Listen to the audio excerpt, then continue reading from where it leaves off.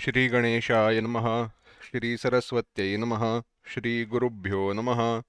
श्रुतिस्मृतिपुराणानां मात् श्रुतिस्मृतिपुराणानामालयं करुणालयं नमामि भगवत्पाद शङ्करं लोकशङ्करं। शङ्करं शङ्कराचार्यं केशवं बादरायणं सूत्रभाष्यकृतौ वन्दे भगवन्तौ पुनः पुनः। ईश्वरो गुरुरात्मेति मूर्तिभेदविभागिने व्योमवद्व्याप्तदेहाय दक्षिणामूर्तये नमः। योऽन्तः प्रविश्य मम वाचमिमां प्रसुप्तां सञ्जीवयत्यखिलशक्तिधरस्वधाम्ना अन्यांशहस्तचरणश्रवणत्वगादीन् प्राणान् नमो भगवते पुरुषाय तुभ्यम्। सर्ववेदान्तसिद्धान्तगोचरं तमगोचरं गोविन्दं परमानन्दं सद्गुरुं प्रणतोऽस्म्यहम्।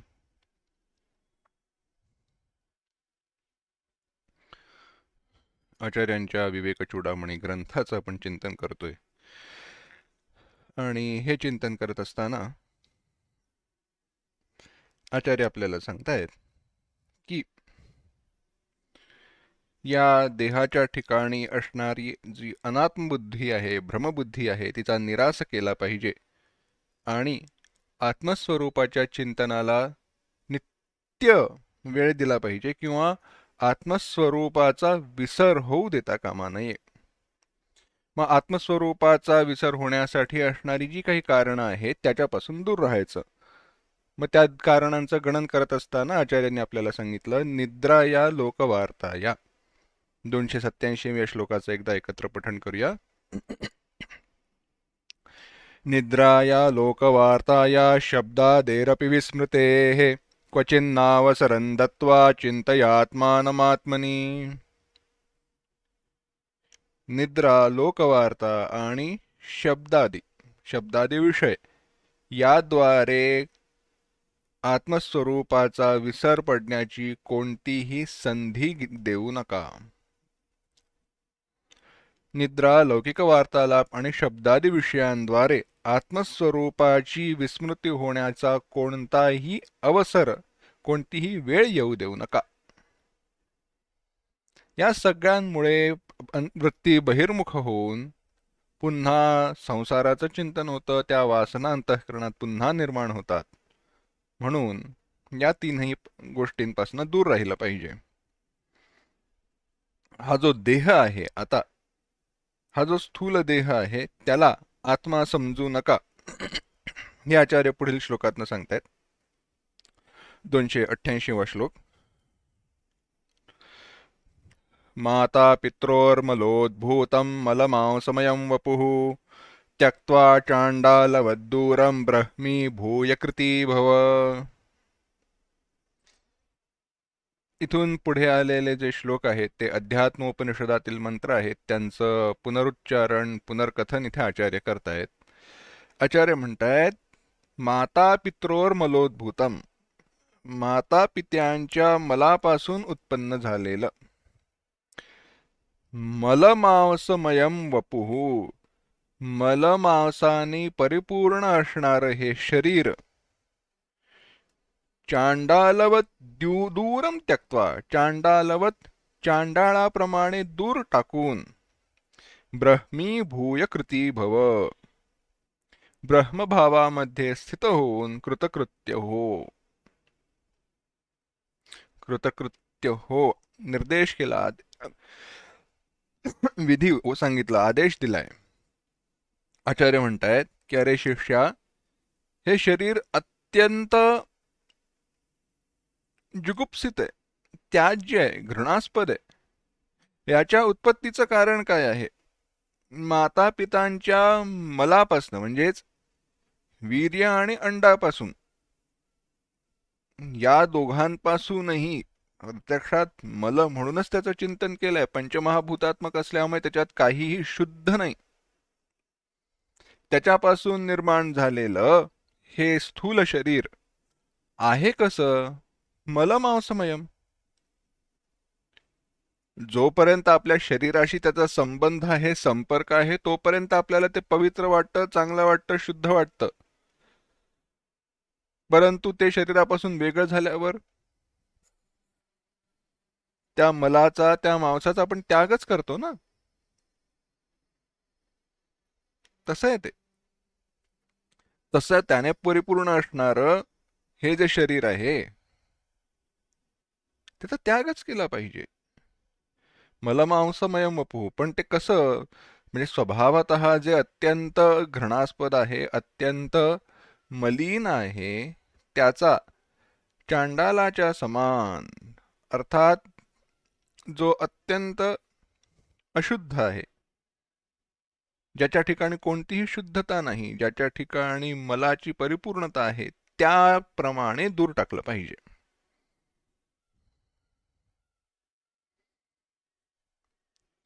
तर स्वीकार करता कामा नये. जर तुम्हाला शुद्धीची अपेक्षा असेल तर त्या अशुद्धीचा त्याग केला पाहिजे, मग कितीही ती आपल्याला प्रिय असे ना का.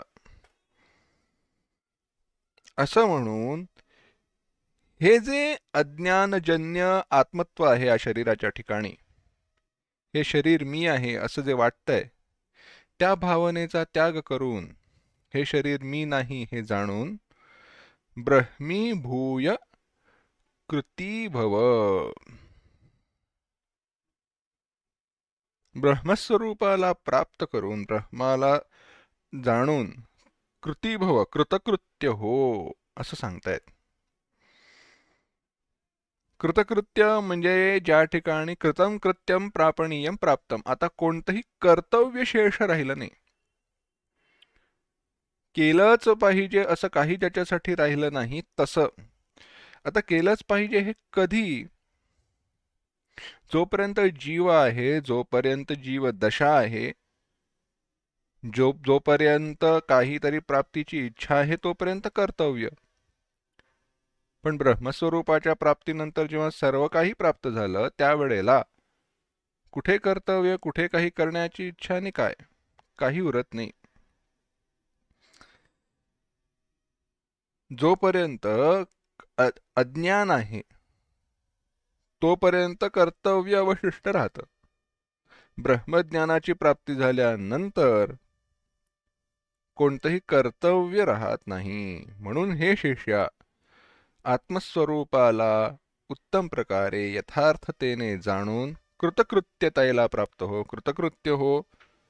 आत्मज्ञानाच्या प्राप्तीसाठी, त्या आत्मज्ञानाच्या आत्मस्वरूपाच्या ठिकाणी स्थिर होण्यासाठी सगळ्यात आधी काय केलं पाहिजे, तर देहात्मभावाचा त्याग केला पाहिजे. आणि तो त्याग करून निंदनीय असणारं हे जे शरीर आहे, अशुद्ध मलिन असणारे हे जे शरीर आहे, त्याचा त्याग करायचा म्हणजे त्या ठिकाणी आत्मत्व बुद्धी सोडायची आहे. या शरीराचा नाश करण्याची परवानगी आपल्याला नाही, भौतिक नाशाची परवानगी आपल्याला नाही. आत्मत्व बुद्धी, सत्यत्व बुद्धी, तिचा त्याग करायचा. हे शरीर मी नाही आणि मी ब्रह्म आहे हे जाणणं, या शरीराचा नाश आहे. तो ज्ञानाने त्याचा नाश करायचा आहे. त्या शरीराच्या ठिकाणी असणारी जी भौतिक बुद्धी आहे, आत्मत्व बुद्धी आहे, तिचा त्याग करायचा आहे. तो त्याग करून ब्रह्मस्वरूपतेला प्राप्त होऊन कृतकृत्य हो असा आचार्य उपदेश करतायत. पुढे आचार्य म्हणतायत 289वा श्लोक, घटाकाशं महाकाश इवात्मानं परात्मनि विलाप्याखंडभावेन तूष्णीं भव सदा मुने. हे मुने, हे मननशील आहे असं जाणूनच म्हणतायत आचार्य. हे मुने, महाकाशे घटाकाशम इव, महाकाशामध्ये घटाकाशासारखं, परात्मनी आत्मानं विलाप्य, परमात्म्याच्या ठिकाणी आत्म्याला लीन करून, अखंड भावेन सदा तूष्णीं भव, अखंड भावाने नित्य निरंतर तूष्णीं भव, तूष्णी भावास, शांत स्वरूपाला, शांततेला, शांत स्वरूपाला प्राप्त हो. तूष्णीं शांत, याला म्हणतात तूष्णीम. काय सांगितलंय सरळ अर्थ असा की महाकाशामध्ये घटाकाशासारखंच परमात्म्याच्या ठिकाणी आत्मस्वरूपाला लीन करून शांततेला, शांत स्वरूपाला प्राप्त हो. घटाकाश म्हणजे काय, महाकाश म्हणजे काय? आकाश, आपल्या आजूबाजूला जी उपलब्ध पोकळी आहे, जागा आहे, तिला आकाश म्हणतात. सामान्यतः मराठीमध्ये किंवा सामान्यतः भाषेमध्ये आपण आकाश म्हटल्यानंतर जे वरती दिसतं निळ्या रंगाचं आहे, ज्याच्यामध्ये पक्षी उडतात, त्याला आकाश म्हणतो. पण तसं नव्हे. दोन वस्तूंच्या मध्ये असणारी जी जागा आहे ते सुद्धा आकाशच आहे. ते आकाश आहे आणि त्या आकाशाचा विचार केला तर ते व्यापक आहे, सर्वत्र आहे. असं सर्वत्र असणारं, व्यापक असणारं जे आकाश आहे त्याला महाकाश असं म्हणतात. ते सर्वत्र आहे. आता या सर्वत्र असणाऱ्या महाकाशामध्ये मी एक घट घेतला. घट, मातीचा घडा, माठ. आता तो माठ घेतल्यानंतर त्या माठाने बंदिस्त, परिच्छिन्न झालेलं एक आकाश आहे. आता त्याच्यातलं जे आकाश आहे त्याला काय म्हणणार? त्याला म्हणणार मठाकाश. त्याला काय म्हणणार? मठाकाश म्हणणार. मठाकाश नव्हे, घटाकाश म्हणणार. खोलीमधलं आहे ते मठाकाश होतं, घड्यातलं ते घटाकाश होतं. घड्याने परिच्छिन्न झालेलं, घड्याने मर्यादित झालेलं जे आकाश आहे, जे अवकाश आहे, त्याला घटावच्छिन्न आकाशम घटाकाशम असं म्हटलं. सांगितलं काय? घटावच्छिन्न जे आकाश आहे त्याला घटाकाश असं म्हटलं. परंतु प्रत्यक्षात दोन्हीमध्ये भेद हा उपाधीमुळे. तुम्ही त्याला घटाकाश म्हणा नाहीतर महाकाश म्हणा, प्रत्यक्षात दोन्ही एकच आहे. दोन्हीच्या ठिकाणी काही भेद नाही. आकाश आकाशच आहे. केवळ घटाने परिच्छिन्न झालं म्हणून त्याला मी घटाकाश म्हटलं, परंतु स्वरूपाने घटाकाश काही बदललं नाही. वस्तुतः घटाकाश काय किंवा महाकाश काय, दोनही एकच आहेत. परंतु उपाधीमुळे, उपाधी संबंधांनी दोघांचाही भिन्नतेने अनुभव येतोय. त्याचप्रमाणे जीवात्मा आणि परमात्मा. इथे आत्मा म्हणत असताना जीवात्मा अर्थ घ्या. बुद्ध्यादी उपाधींच्या योगाने तो जो परमात्मा आहे तोच जीवात्मा या नावाने ओळखला जातो. बुद्ध्यादींच्या योगाने व्यष्टीच्या ठिकाणी अधिकरणाने युक्त होऊन तो जेव्हा परिच्छिन्न झाला त्यावेळेला त्याला जीव असं म्हटलं. बुद्धीच्या उपाधीच्या योगाने, म्हणून विज्ञानमय कोशाचा विचार करत असताना तिकडे त्याला जीव का म्हटलं? ती उपाधी, उपाधीच्या सापेक्ष तो जीव झाला होता. असा तो जो जीव आहे बुद्धीच्या सापेक्ष असणारा, तो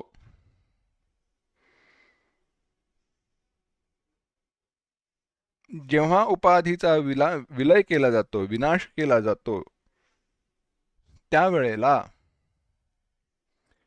ऐक्यभावास प्राप्त होतो.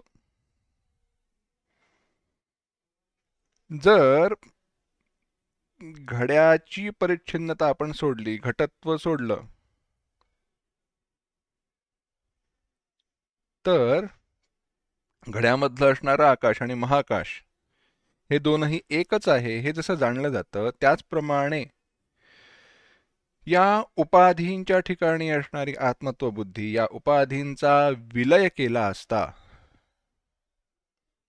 बुद्धी, ज्ञानेंद्रिय इत्यादी ज्या उपाधी आहेत, स्थूल शरीर इत्यादी ज्या उपाधी आहेत, त्यांचा लय केला असता, विनाश केला असता,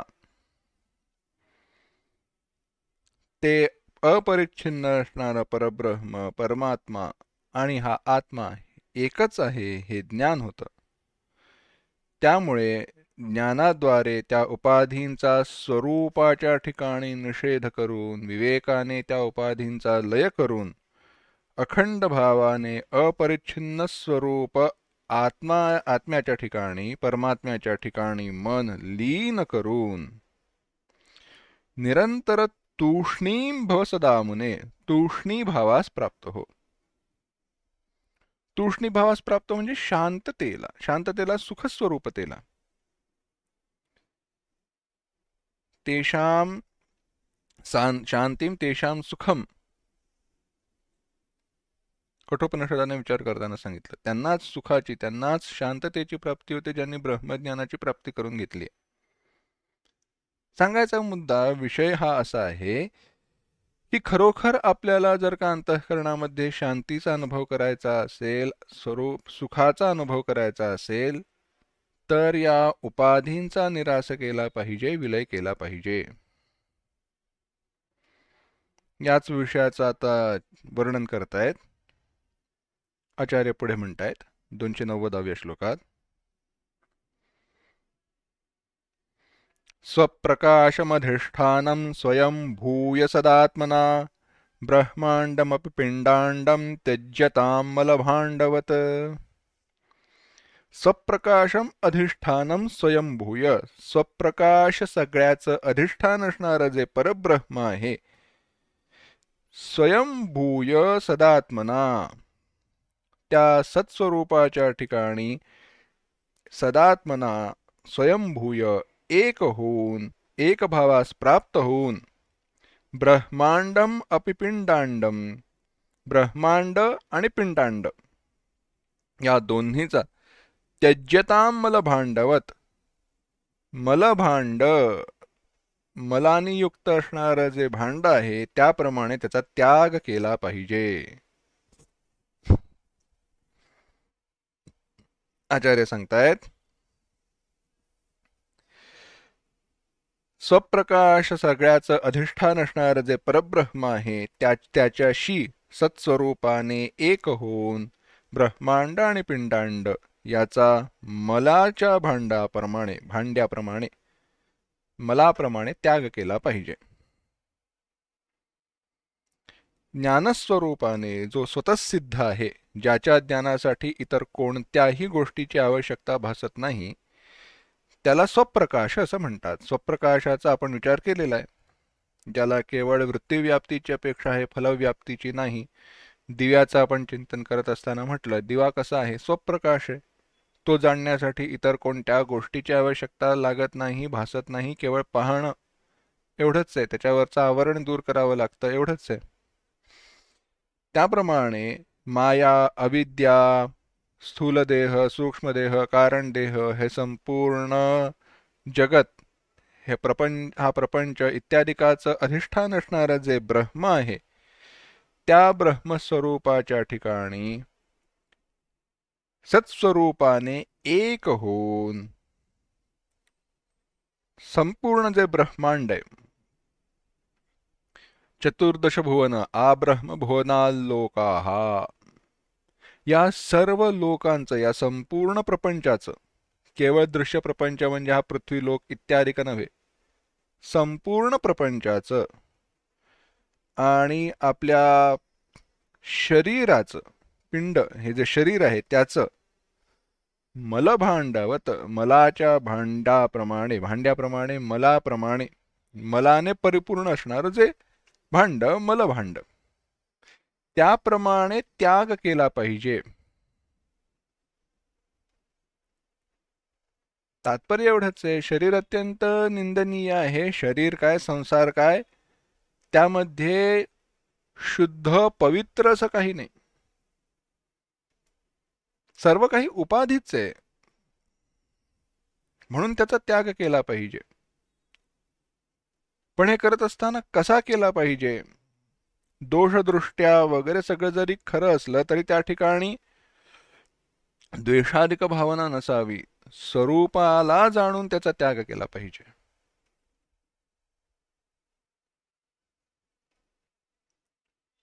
लक्षात घ्या, आचार्यांनी इथे काय म्हटलंय की आत्मस्वरूपाच्या ठिकाणी आधी एक झालं पाहिजे, ते महत्वाचं आहे. स्वप्रकाश असणारं जे अधिष्ठान आहे, जे परब्रह्म आहे, त्याच्याशी सत्स्वरूपाने एक होणं आधी महत्वाचं. माया, अविद्या आधी सगळ्या कल्पना त्यांचा त्याग करून आत्मस्वरूपाच्या ठिकाणी, अधिष्ठानाच्या ठिकाणी एक होणं, त्या दोघांमधील ऐक्य जाणणं, हे झाल्यानंतरच त्या जगाचा आणि या शरीराचा त्याग करता येतो. तो करा. देह अत्यंत मलिन आहे, आत्मा पवित्र आहे, हे जाणून अपवित्र शरीराला पवित्र असणारा आत्मा समजू नका. अपवित्र असणारे हे शरीर आणि ब्रह्मांड या दोन्हीचा त्याग करून पवित्र असणारा आपलं आत्मस्वरूप, सच्चिदानंद स्वरूप, त्याच्या ठिकाणी मन लीन करून राहा, हे आचार्य सांगतायत. अजून देहाच्या ठिकाणी अहम्मती नसावी याचा उपदेश करणार आहेत, परंतु तो विचार आपण पुढील पाठात पाहू. ओम असतो मा सद्गमय तमसो मा ज्योतिर्गमय मृत्योर्मा अमृतंगमय. ओम शांति शांति शांति. हरि ओम. श्री गुरुभ्यो नमः. हरि ओम.